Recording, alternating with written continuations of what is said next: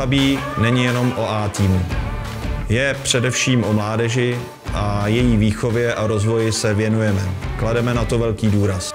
Navíc výsledky dokážeme sklidit i následně v A týmu, kde od letoška hraje více jak 80% vlastních odchovanců.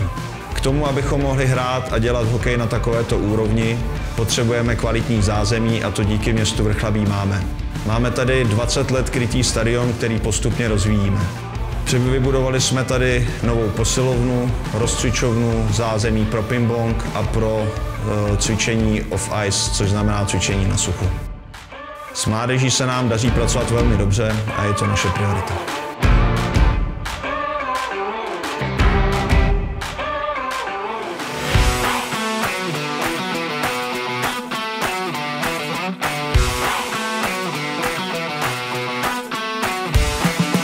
Naší krkonošskou cestou, jak my tomu u nás ve Vrchlabí říkáme, je vychovávat děti, které milují hokej.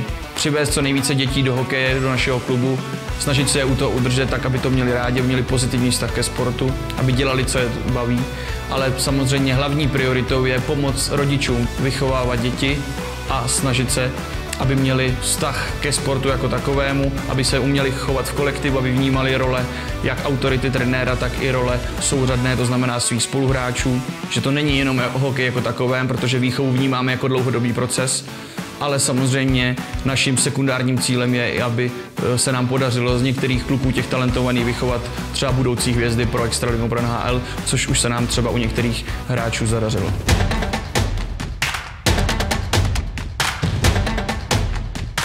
V našem klubu mám na starosti mladší žáky a dovednosti pro celý klub.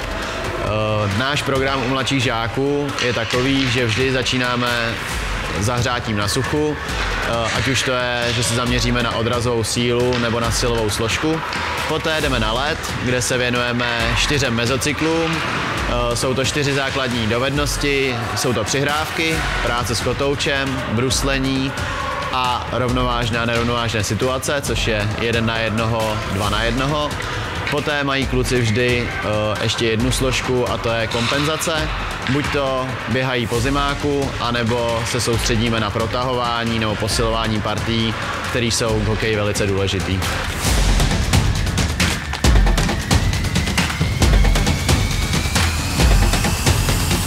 Prioritou naší práce s mládeží je náborová činnost a snažíme se proto dělat maximum tak, abychom k hokeji přivedli co nejvíce dětí. Nejtradičnější náborovou činností je nedělní škola bruslení, která probíhá od 9 do 10 hodin a kde se naši trenéři intenzivně věnují malým dětem a učí je bruslit. Organizujeme speciální tréninky zaměřené na osvojování a zdokonalování dovedností. Máme 3x a 4x v týdnu Open Ice, což je volný led, který připomíná tehdejší takzvaný benďák, takže děti si můžou na hodinu na ledě dělat v podstatě, co chtějí a zdokonalovat se sami.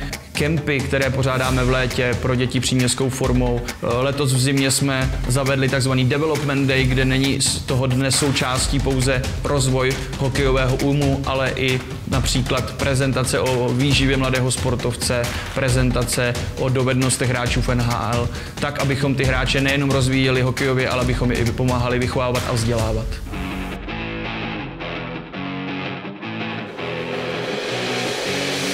Ahoj, já jsem Ondra Chrtek, jsem hráč A týmu HC Stadion Vrchlabí. Moje první krůčky začínaly tady ve Vrchlabí, kam mě taťka přivedl v nějakých 4 letech. Působil jsem tady do nějaký 8. třídy, hokejově jsem tady vyrůstal. Pak jsem se shodou příjemných náhod dostal až do Liberce, kde jsem působil 9 let. Přes mladší dorost až do juniorky, přes Benátky první ligu a pár zápasů i v A týmu. Ale jak říká náš trenér Tomáš Jirku, dobří holuby se vracejí, takže jsem se vrátil zpátky do Vrchlabí a splácím Vrchlabí to, co mi dalo.